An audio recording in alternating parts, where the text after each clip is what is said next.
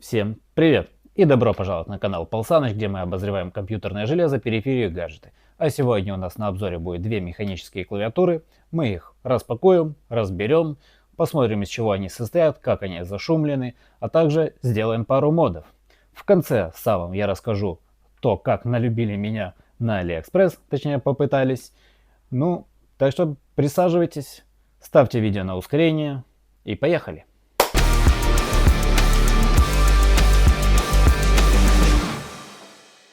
Начнем мы с распаковки.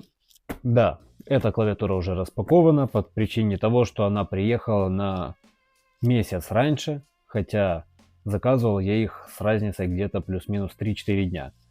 Насчет этой мы поговорим чуть позже, так что давайте разберем, что у нас в этой коробке. Это у нас Adjust AJ820 Max Plus. Она у нас на магнитных свечах. И в комплекте у нас, понятное дело, такая вот защита, вы можете ее оставить у себя на столе. Сама клавиатура, сейчас еще будет подсъемы, как она светится. Мне этот вариант показался интересным, поэтому выбрал я его. Также у нее сам донгл под одной ножкой, здесь вот.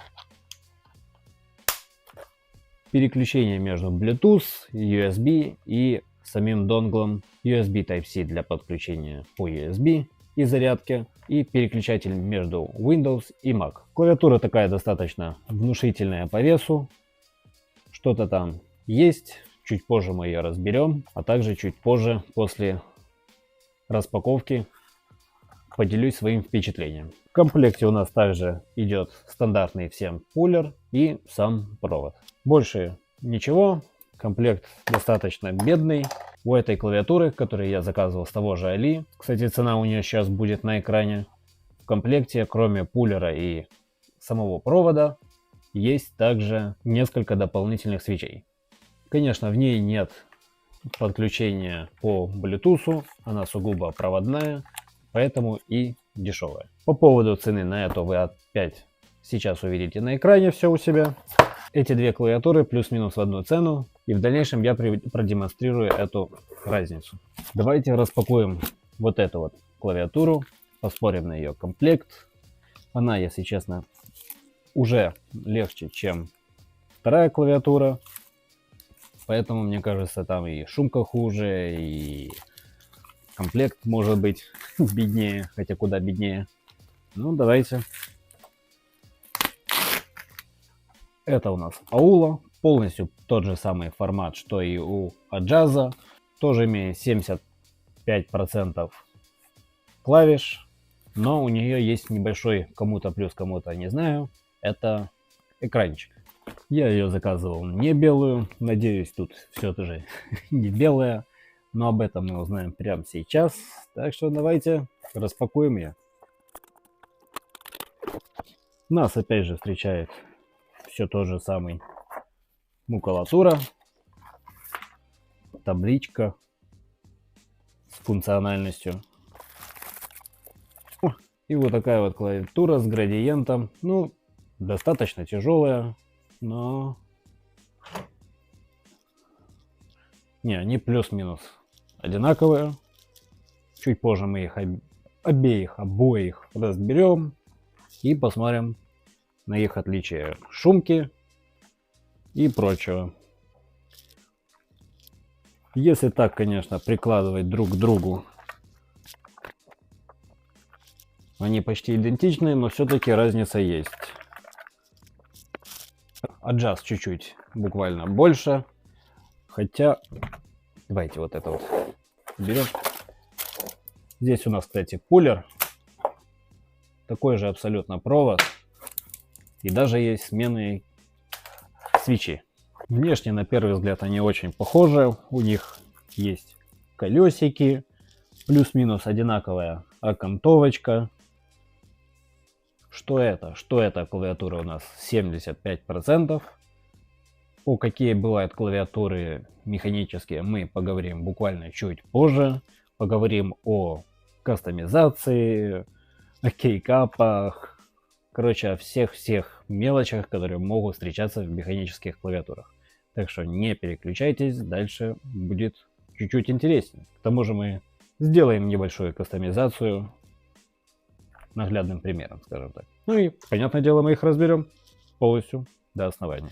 Сзади на Аджазе я уже говорил, что у нас есть все эти переключатели, USB. Так вот чуть-чуть сбоку, не посередине, именно сбоку. Абсолютно тот же самый пример у нас здесь. Правда, здесь у нас нету возможности переключать между Windows и MacBook, так что она больше подойдет для тех, у кого именно Windows. Донгл у нас именно сзади, не снизу, как здесь это сделано. Как по мне, вот этот вариант, конечно, чуть-чуть лучше, но роли особо не играет. Выставление в несколько этапов регулировки по высоте. Я всегда использую максимальный, мне так удобней. Так. Сейчас она, конечно же, тише.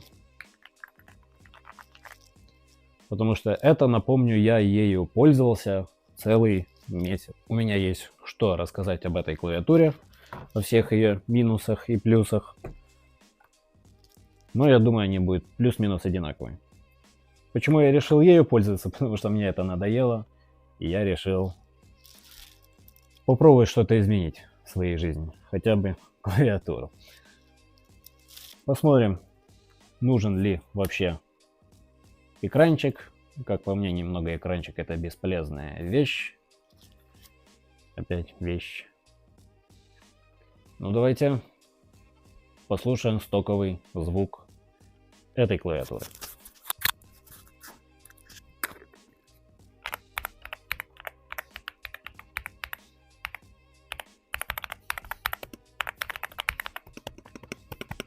Очень приятный пробел. Такой жесткий.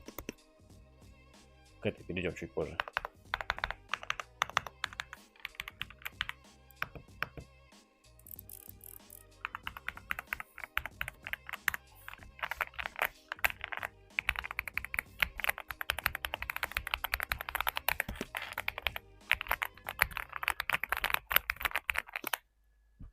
В общем, могу сказать, что вот эта клавиатура плюс-минус так же звучит, как это звучало в самом начале. Но давайте послушаем, как звучит вот эта клавиатура.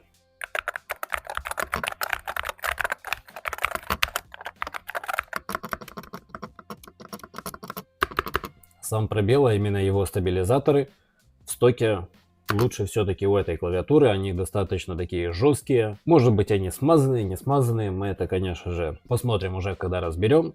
Но, судя по всему, здесь, если они были смазаны с завода, то очень-очень такой лайтовой смазкой, что-то наподобие того же самого аэрозольного силикона. Ну, не знаю, чем они там смазывают на заводах. Могу сказать единственное, что во время эксплуатации эта смазка немного улетучилась. И сейчас такой достаточно, неприятный и громкий звук. Но, понятное дело, звук можно исправить банальной смазкой. Мы это обязательно исправим. Но я должен буду выбрать, какая клавиатура в дальнейшем мне будет подходить больше. Если мне все-таки зайдет это больше, мне интересно, смогу ли я переставить магнитные свечи, настроить эти магнитные свечи на этой клавиатуре. Будем видеть, как говорится. Да, конечно, если использовать сам коврик, я работаю на коврике, то звук будет чуть-чуть поприятней. Это нельзя отрицать. Плюс еще идеально передать сам звук я не могу, потому что, это не самый лучший микрофон, хотя достаточно хорошая фирма. Но, как показала практика, он немножечко искажает звук, а иногда даже чуть-чуть подглючивает, и звук получается, не лучший, скажем так. Что у этой клавиатуры, расположение диодов южное. Южное расположение, это означает, что диод просто снизу. А если он северный, значит он сверху. Все зависит от полюса. Не могу сказать, что мне прям эта штука нравится. Точнее, это расположение по причине того, что когда ты сидишь перед компьютером, если ты чуть-чуть буквально развалишься, то эти диоды будут тебе видны глазами, и Немного неудобное, точнее неприятное ощущение, когда тебе светит диодом глаз, хоть и не особо ярко, но все же оно светит. Итак, я пойду сейчас тестировать эту клавиатуру, у меня пройдет пару дней, чтобы выявить все нюансы, которые есть в них, потому что даже в этой, как оказалось, нюансы все-таки есть, я о них расскажу буквально через секунду, у меня пройдет пару дней. Также мы с вами поговорим про кастомизацию, какие они бывают, какие бывают виды вообще свечей, для чего они нужны, эти разные виды. Сделаем эту кастомизацию, подведем, понятное дело, итоги по поводу этой клавиатуры и этой. Стоит ли вообще переплачивать, если можно взять в принципе вот такой вот вид клавиатуры. Кстати, достаточно интересный вид клавиатуры. Если ни у кого не было, рекомендую попробовать хотя бы раз в жизни вот такие вот 60% клавиатуры. Но вы не переключайтесь, буквально. Итак, прошла неделя с тех пор, как мы делали обзор на эти две клавиатуры. Все тесты пройдены, так что давайте к результатам. И начнем мы с клавиатуры от фирмы Aula. Эта клавиатура у нас формата 75%, в принципе, как и эта. Так что форм-фактор у них абсолютно одинаковый. Как по мне, это самый удобный профиль для работы, для игр. Правда, если вы не занимаетесь там программированием или чем-то подобным, где вам нужен нумпад. Мне нумпад не нужен, так что мне достаточно всего и вот этого. Что я могу сказать по Ауле? У нее линейные свечи.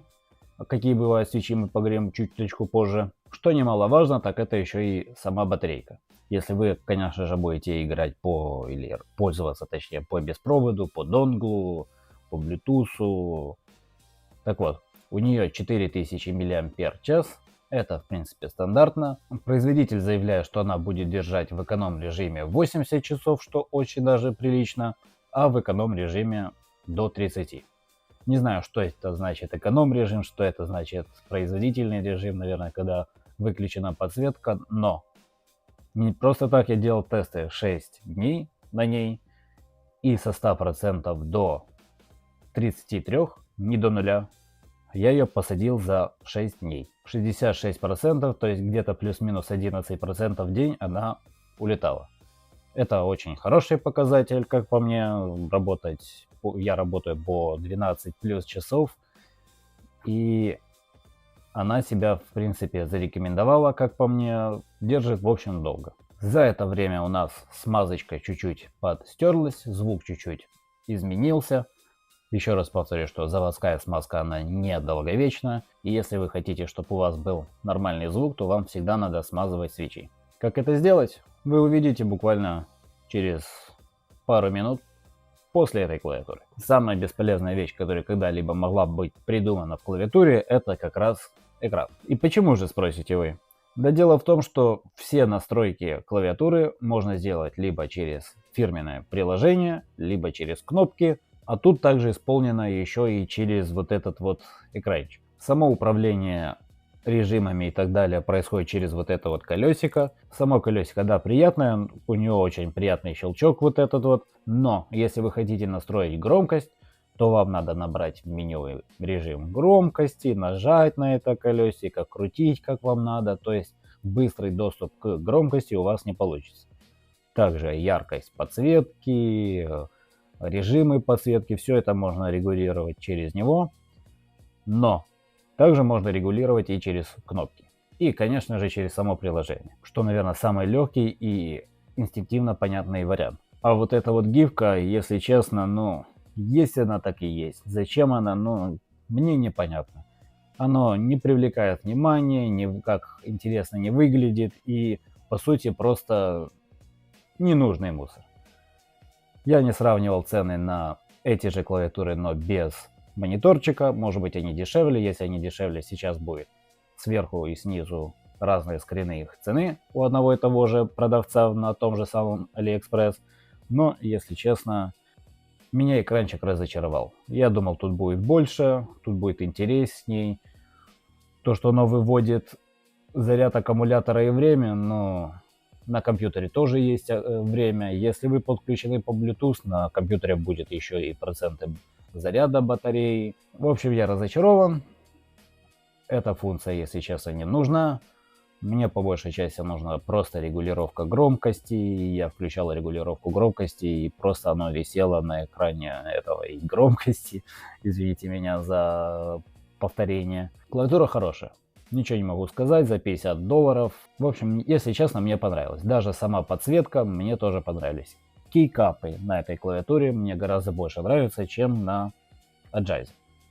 О чем мы поговорим чуть-чуть позже. А также у них есть фирменное приложение, оно тоже инстинктивно понятное. Там есть настройки, наверное, всего. Приложение аккуратное, приложение понятное. На стартовой странице нас встречают настройки всех клавиш. Вы можете переназначить как и основные клавиши, так и сделать их через кнопку FN, что в принципе удобно. Тут вы можете выбрать свою конфигурацию. Следующая вкладка у нас макросы, настройки подсветки стандартные. Настройки экранчика, можете добавить спокойно гифку. Потом не знаю, что это значит User Light. Оно никак не реагирует, никак не достраивается. Достаточно бесполезная функция. Тут вы можете каждую клавишу обозначить своим цветом, каким хотите. Можете хоть написать X, Y, Z, будь то у вас на это желание. Дальше подсветка по музыке. Не знаю, нужна она или нет. Ну и, понятное дело, все настройки, коих не так уж и много. Итак, мы уже поговорили про Аулу, давайте теперь проговорим про Agize. Это такая же клавиатура, опять же повторюсь, здесь 75% профиль, она чуть-чуть визуально буквально другая, хотя на первый внешний вид кажется, что они абсолютно одинаковые, а так у них органы управления в разных местах, у них индикатор капслока у Аулы находится вот здесь вот сбоку, у Agize находится вот здесь вот все индикаторы, индикатор капслока, индикатор Windows, а также индикатор заряда. То есть, когда она у вас садится, она показывает, что у нее очень маленький заряд. Ну, в принципе, вы это и так заметите, потому что, когда она садится, она просто выключает всю подсветку, и на этом дело заканчивает. У этой клавиатуры плюс то, что у нее магнитные свечи, ну и, понятное дело, цена соответственная, она аж почти на $20 дороже, а также батарейка на 8000 мАч. Но, если честно, вот этот вот показатель 8000 или 4000 меня немного запутал. Мне кажется, что здесь немножечко не 8000, потому что при включенной подсветке, при работе от донгла она у меня держит, ну, в лучшем случае 4 дня. Конечно, в первый день она у меня вообще продержала, не знаю, сутки. Ну, такое ощущение, что батарейка со временем чуть-чуть раскрывается, и она держит с каждым днем все дольше. Так что батареечка тут спорная, но, если честно, эта батарейка это не совсем проблема. Вы не будете работать 4 дня подряд, а потом вы захотели, просто раз подкинулись, зарядились и забыли. Так что, если честно, батарейка немного спорный вариант, отдавать предпочтение кому-то из них, но все же, если вы хотите работать максимально долго по беспроводу, конечно, вам подойдет больше Аула. И, наверное, Аула будет самый популярный вариант на AliExpress, который есть доступный. Ну, Agize тоже мало популярный, но у них есть более дешевые варианты, которые идут не на магнитных свечах, а там на линейных и так далее. Так что смотрите в описании, а на магнитных свечах они с индексом Max. Плюсы, конечно, магнитных свечей это в том, что вы можете их абсолютно настроить так, как вы хотите. То есть, если вы хотите, чтобы оно отвлекалось просто при малейшем, маленьком, такой миллиметровом, скажем так, нажатии, вы можете это настроить, и они будут очень отзывчивые, и это очень даже кому-то понадобится. Например, каким-то там киберспортсменам, которым надо только нажало, оно сразу, откликнулось. Также в этой клавиатуре есть настраиваемое время отклика. Это 8К, 4К или 1К. Напомним, что 1К это самые стандартные клавиатуры в виде аула, а вот это вот более таких для киберспортивных ребят, коим я и не являюсь, я не могу, если честно, эту фишку проверить. Я не любитель онлайн-игр, по мне так. Мне больше нравятся сюжеты, когда они красивые, интересные, захватывающие, а не вот это вот бегать, стрелять каждые 10 секунд. Но кто-то все-таки отдаст предпочтение таким функциям, и о них, естественно, надо рассказать. Все это настраивается через, скажем так, приложение, но у них не совсем приложение. У них браузерная версия приложения. Это, если честно, по мне дико неудобно. Тебе гораздо удобнее, когда на экране у вас или где-то там иконка приложения по настройке всего этого. Вы просто заходите, настраиваете, что вам надо, как вам надо, и закрываете. А не надо открывать браузер, там у вас может быть очень много вкладок. В этом браузерном приложении, понятное дело, настраивается все так же само, как и здесь. Тоже есть макросы, настройка подсветки, также есть настройка срабатывания самих этих клавиш, так что вы можете спокойно настроить каждую кнопочку, и вам будет хорошо. А вот эти вот игровые функции 8К, 4К, 1К можно настроить только в том случае, если ваша клавиатура подключена по проводу. То есть, если она работает от донгла или по Bluetooth, работать все вот это вот не будет. Само колесико здесь мягкое, не так сильно щелкает, но самую главную функцию для меня оно выполняет. А эта функция — звук.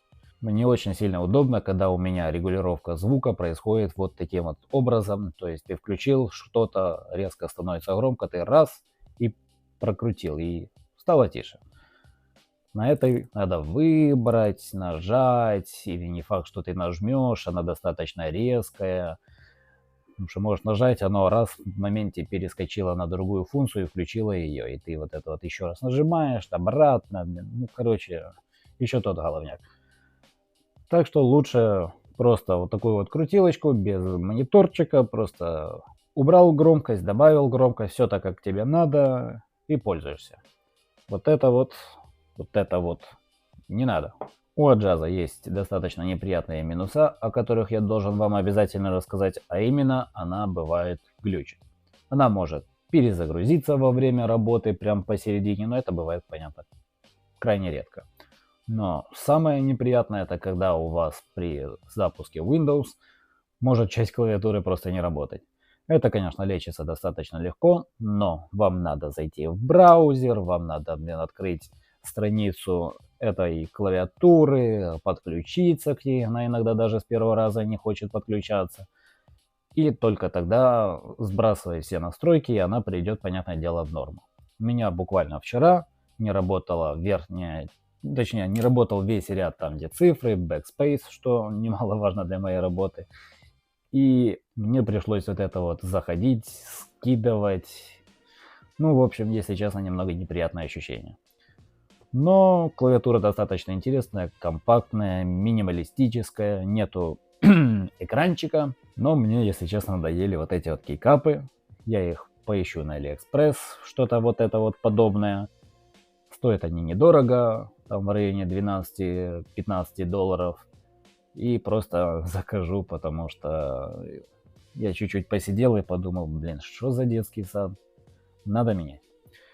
Поменяем, но чуть позже. Вот такое вот функциональное сравнение двух практически одинаковых клавиатур за разную достаточно все-таки цену.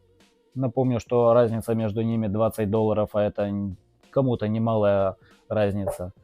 Но скажу честно, если вам не важен шум, а также вы можете сделать кастомизацию, моддинги, как другие называют, ладно, будет правильнее моддинги, то аула станет более универсальным выбором. Она нам во многом поприятнее, некоторые функции просто не нужны для киберспортивных игр в том плане, в которые многие люди играют. Как по мне, вот этого режима 1К в принципе достаточно. А если вы играете по беспроводу, так у вас вообще не будет никакой разницы между этой и этой клавиатурой. Я себе оставлю эту клавиатуру и только из-за одной функции, точнее из-за одной возможности, а именно регулировка громкости. Тут нету этого экрана и просто она легко регулируется. А также у меня есть полноценно вот этот вот набор кнопок Page Up, Page Down, Home и End. Тут одна кастрированная кнопка получается, потому что Delete вынесен сюда вместо вот этой вот зоны. А сейчас давайте, наверное, разберем клавиатуры и посмотрим, как они зашумлены, как обустроен вот этот вот мониторчик. Может быть, его можно будет переместить сюда, хотя зачем? Ну, давайте разберем. Клавиатуры мы уже разобрали, так что давайте начнем с наших клавиш или кейкапов, кто не знал, как они называются. У кейкапов бывают не только разные материалы, но и разный вылет. Насчет вылетов я тут поставлю скриншот Вот тут вот какие они бывают. Но самые популярные это первых два профиля. Это по сути одно и то же. Просто OM это честно скоммуниженное у Cherry с какими-то некоторыми изменениями. Но на первый взгляд не отличающийся. И сложно достаточно разобраться практически любому человеку, даже опытному. Так что не обращайте внимания. Давайте перейдем к более важному, а именно к покрытиям. Если вы будете выбирать себе кейкапы, это стоит знать.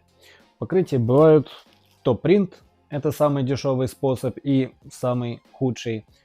Он представляет из себя просто покрашенные кейкапы, скажем так. Такие кейкапы мы обходим стороной, потому что вот эта клавиатура, ей чуть больше года, у нее покрытие кейкапов топ-принт. И за это время самые используемые клавиши уже начинают стираться. Второй способ это сублимация, это когда у нас краска вплавляется в пластик. Такую печать тяжело стереть. Это что-то наподобие автомобильной порошковой покраски, когда краска запекается, только она тут запекается в сам пластик. Ну и самый популярный способ у нас это даблшот. Даблшот это когда у вас кейкап состоит из двух пластиков, один прозрачный идет снизу, другой основной и скорее всего, зачастую точнее, он покрыт методом сублимации и получается у вас вот такие вот кейкапы разных цветов и с прозрачной подложкой. Зачастую все это указано в описании к кейкапам, к клавиатурам, так что вы можете это прочитать, когда подбираете себе клавиатуру. А также немаловажно, это сам материал, из которого изготавливаются кейкапы. Они могут быть из металла, пластика, они также из эпоксидки выливаются. Сейчас у вас на экранах будет несколько вариантов этих кейкапов. Они бывают просто как какое-то извращение, но, как говорится, каждый дрочит как он хочет.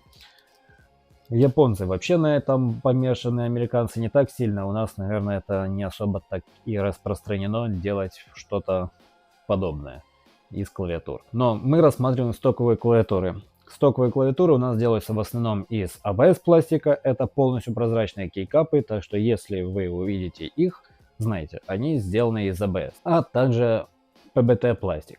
Он гораздо крепче, чем ABS, он не портится, не царапается. В основном все кейкапы сделаны из PBT пластика.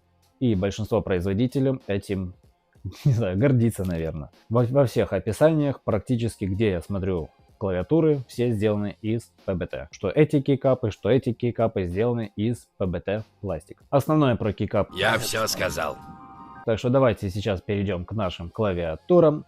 Полностью их разберем, посмотрим, из чего они состоят, какая там шумка, разберем наши свечи, посмотрим, из чего состоят магнитные свечи, из чего состоят линейные свечи, из чего вообще состоит клавиатура. Потом сделаем, понятное дело, мод, ради чего, в принципе, я и затеял этот ролик.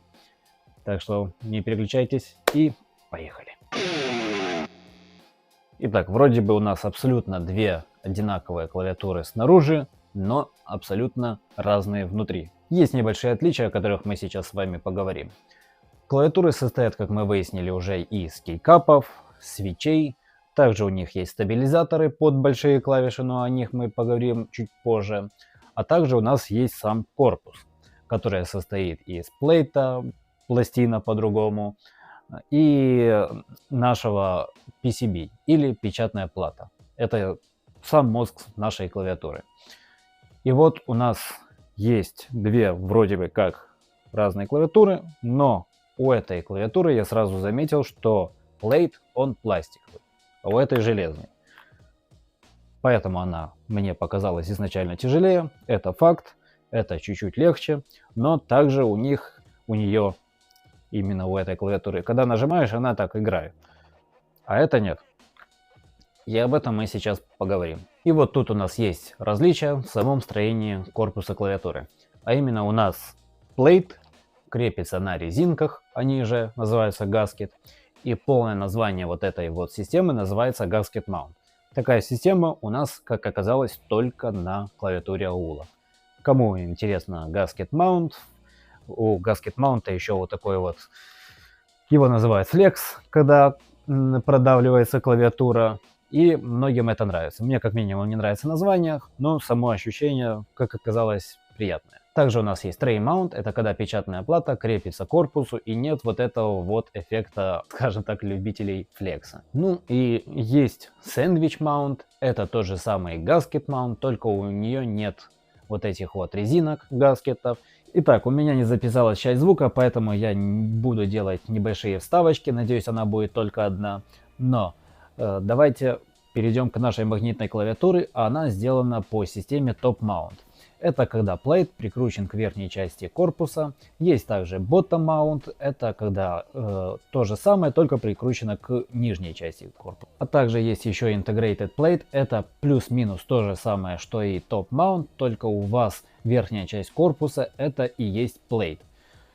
Они все достаточно жесткие, хотя первые два входят в состав Sandwich, но разницы, если честно, между ними я особо не вижу. Кто-то, может быть, видит, кто-то нет.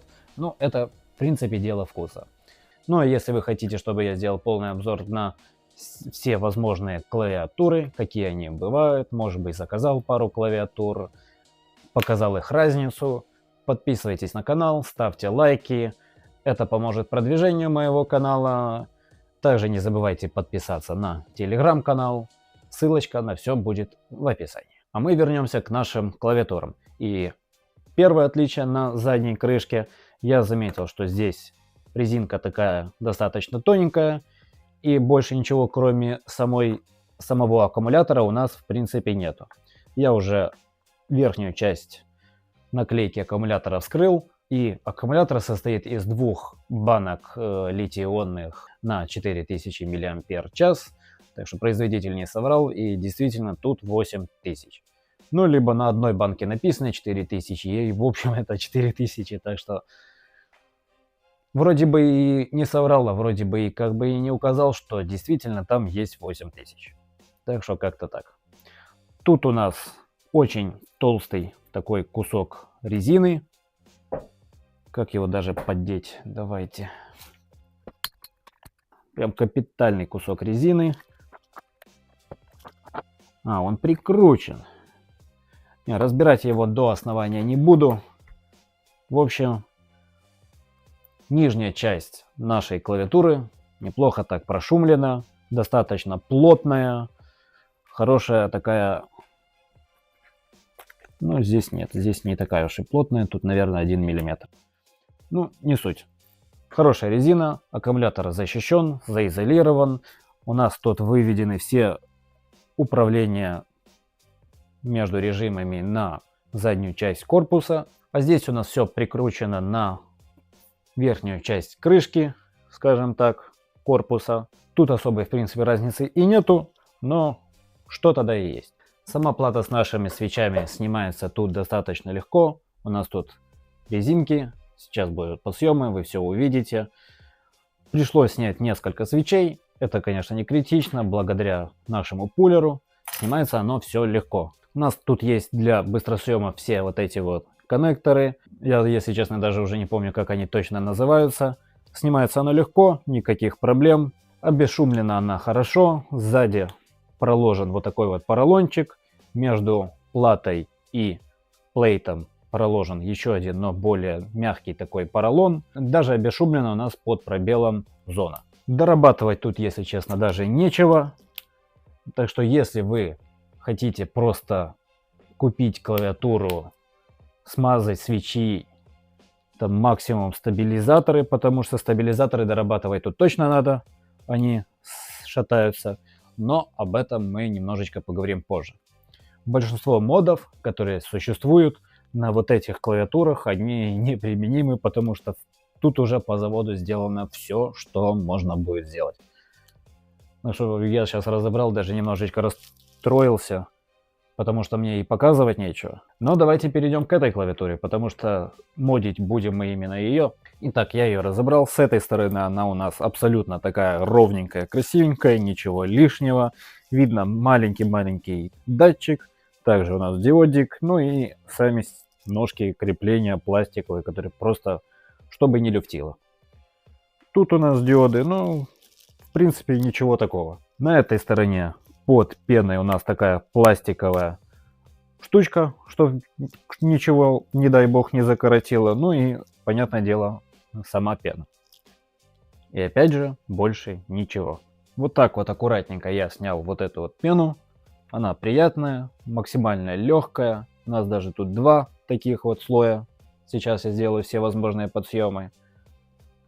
Мы их аккуратненько отложим. Зачем я снял? Ну, я же говорил, что мы будем делать моды. Мы будем делать моды. И нам надо снять теперь все, что есть на плейте. Потому что плейт тоже будет модиться. Мне кажется, тут даже можно не на винтах делать эту систему, а если бы продавались какие-то гаскеты, то можно было в принципе и закрепить на гаскеты. Это мы как-нибудь посмотрим в дальнейшем, но маловероятно, что это актуально, потому что плейт сам железный и он не особо гнется. Сейчас я сниму все компоненты, все свечи я снял. Остались у нас одни стабилизаторы. Стабилизатор мы тоже будем менять, потому что у всех стабилизаторов есть люфт. Но это не страшно, но все же у них есть люфт. Это решается путем, конечно же, моддинга, о котором мы поговорим буквально чуть позже. Но я хотел попробовать другие стабилизаторы, поэтому заказал вот такие вот стабы. Посмотрим, как они себя покажут. Тем более они без смазки. Потому что эти стабилизаторы со смазкой, а убирать смазку это немножечко долго, скажем так. Что давайте снимем, я приступлю к моддингу. Делаем вот так вот. И вот у меня уже все смазано, все поменено, установлено. Я, конечно, не стал снимать весь процесс смазки, потому что это бы заняло, ну, не 1 час видео. Даже в ускоренном, я думаю, это было бы очень долго. Поэтому вы сейчас видите у себя на экранах, как я смазывал. Ничего здесь сложного нету, но очень долго и муторно. Мне все это помогла смазывать вот эта вот станция. Понятное дело, она с AliExpress, как и, наверное, все в этом ролике. Минусы этой станции: она немножечко не подходит под магнитные наши свечи. Она для линейных и прочих видов стандартных свечей. Тут другие стемы, тут другие пружины. Стемы с магнитом, поэтому они сюда не залазят. Пружины сами чуть больше, чтобы между ними мог ходить магнит. Но все равно, самое главное для нас это вот эти вот посадочные места, куда можно засунуть нижнюю часть корпуса свеча и спокойно смазывать. Потом это все тут же собирать. Плюс здесь есть два разных вида ключей для разбора этих свечей. Так что все равно свою функцию она выполняет. Так что какие бы свечи у вас не были, она их спокойно разберет. Касательно наших стабилизаторов, они были также смазаны. На них был применен мод, который называется Holy Mod. Сейчас опять же вы увидите у себя на экранах, как делается Holy Mod. Это, как по мне, достаточно сложный процесс, но немножечко практики и у вас все получится. К тому же я думал, что мне придется немножечко модифицировать сам плейт, а именно, чтобы сам стабилизатор не шатался из стороны в сторону, сам корпус его, который крепится на плейт, устанавливаются некоторые резиновые такие прокладочки, которые можно купить на том же AliExpress. Ну, либо, как и Holy Mod, можно сделать при помощи банального лейкопластыря. Это не понадобилось. Стабилизаторы хорошие, они очень хорошо сидят в плейте, и дорабатывать его каким-либо способом не пришлось. Так что я просто их установил, смотрю, они не шатаются, и на этом дело закончилось. К тому же на AliExpress я купил вот эти вот штучки. Они служат для того, чтобы можно было обесшумить и заделать вот это вот отверстие сюда, чтобы не попадала пыль, волосы и прочая ерунда. Но мне они не понадобились по причине того, что в стандарте есть вот такие вот. Они, конечно, мягче, они легче, это прям плотные-плотные. Но по сути разницы никакой не будет в звуке. А их я отложу на дальнейший мод. И если вам понравится это видео, вы захотите увидеть какие-то другие моды и вообще моды, то я предлагаю просто сделать полностью кастомную клавиатуру, заказать комплектующие и собрать именно под себя. Что из этого выйдет, посмотрим. Но это зависит от вас, так что подписывайтесь, комментируйте, оставляйте фидбэки, чтобы я знал, что улучшать, стоит ли дальше снимать подобные ролики на клавиатуры или нет.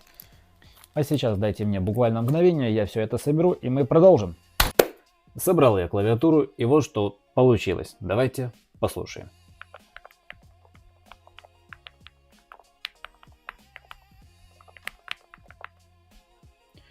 Пробел получился очень-очень тихий.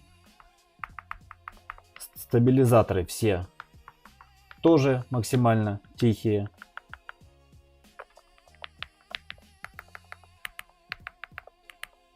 На верхних клавишах у меня чуть-чуть не хватило смазки, поэтому я ее чуть-чуть разбавил. Две разные смазки. И, конечно, это тоже дало эффект. Оно буквально чуть-чуть, но громче. Хотя, не знаю, больше дело вкуса. А вот пробел, послушайте.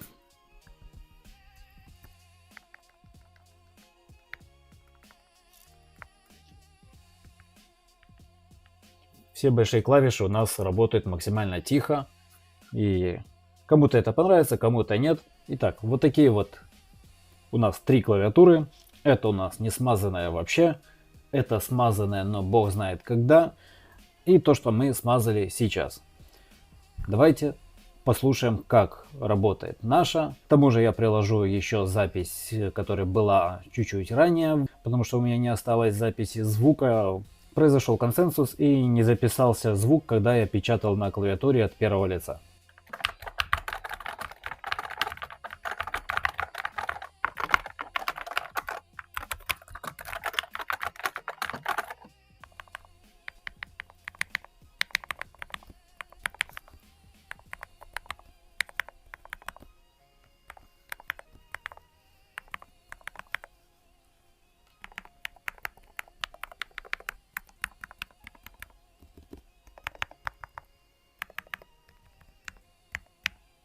Вот так вот звучит наша клавиатура, смазанная. Как по мне, звучит даже очень тихо. Кому нравится, кому не нравится, это все дело вкуса, понятное дело. Давайте послушаем, как звучит смазанная. У нее тут линейные свечи, а также линейные свечи у нас на этой клавиатуре, но она абсолютно не смазанная. Уточню, здесь она смазана просто сами свечи. Тут нету никаких холи модов, ничего нету, просто немножечко смазал свечи.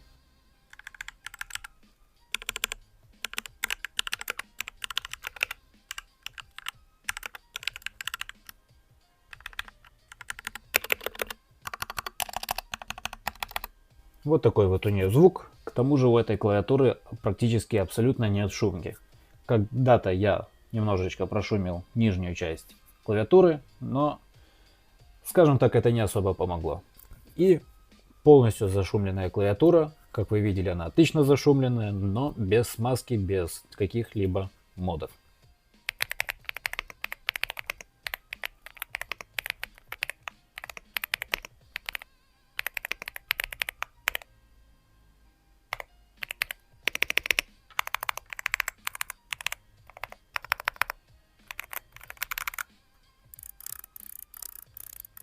Хочу добавить пару слов и в конце сказать, как меня попытался налюбить продавец AliExpress. Но давайте сперва немножечко поговорим про наш моддинг. Чую, будут в комментариях надписи, зачем оно тебе надо, или все сделал не так и так далее. Но давайте согласуемся, что моддинг это достаточно субъективная вещь, и выбирать, как его делать и делать ли вообще, это ваш выбор. Нет каких-то четких правил, критерий, как это делать. И это сугубо мой опыт, я поделился с вами, что нравится именно мне. Насчет клавиатур от производителя Аула достаточно сложно, на AliExpress очень много разных версий этих клавиатур, поэтому выбор там большой, как от цены, так и разновидность их, заканчивая даже свечами. Но у продавца, которого я брал эту клавиатуру, нету других видов этой клавиатуры. Поэтому посоветовать, как я в начале говорил, что я приложу разные скрины разных клавиатур у одного продавца, я не могу, потому что их просто нет. А у официального продавца эти клавиатуры стартуют почему-то выше, чем даже у того, которого я брал. А брал я ее за 54 бакса. У официала уже 60 плюс, и если честно, это немного не рентабельно, потому что за 60 плюс баксов можно в принципе взять и вот эту клавиатуру. Сказать, что она лучше, я не могу, у нее гораздо больше минусов, чем у этой, но выбрал я именно ее, потому что у нее магнитные свечи, а у меня таких клавиатур до этого момента не было. Эта клавиатура гораздо приятнее, если бы у нее не было вот этого экранчика, она была бы гораздо даже лучше, чем вот это вот. Свечи приятные, если их смазать, звук будет даже лучше, чем у этой, но это в принципе субъективное мнение. Кому-то это, может быть, не понравится, кому-то понравятся другие свечи, может быть, кто-то найдет Silent свечи, но про свечи мы поговорим, может быть, как-нибудь в другой раз. Какую клавиатуру выбрать, это сугубо ваш выбор, я на него повлиять никак не могу, но ссылки на них я оставлю у себя в телеграм-канале, ссылка на который будет в описании или по QR-коду. Так что выбирайте, если вы хотите выбрать одну из вот этих, которые выбрал именно я. Также в телеграм-канале будут все комплектующие для моддинга, инструменты, которые я покупал на том же самом AliExpress.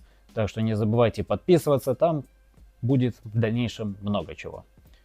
А вывод мы можем сделать такой. Если вы выберете одну из этих клавиатур, вы получите все виды моддингов, и все, что вам надо будет сделать, так это только смазать свечи. Ну и немного поиграться, конечно, дело с стабилизаторами. Но это, понятное дело, выбор каждого. Хотите вы это делать, не хотите. В любом случае, как готовая клавиатура, что одна, что другая, отличная. А если вы хотите, чтобы я сделал полностью кастомную клавиатуру, жду от вас фидбэка, подписки и лайка. И что касаемо того, где меня пытались налюбить на AliExpress, я заказывал вот эту вот шумку, но приехала вот это вот. Это просто какой-то мусор. Тут у нас вата и остатки скотча. Так что даже проверенные продавцы могут вас немножечко обмануть. А мне, слава богу, вот эта вот шумка не понадобилась, потому что все эти клавиатуры, как вы видели, полностью обесшумлены. Все виды шумки у нас есть. На этом буду прощаться. Всем пока-пока.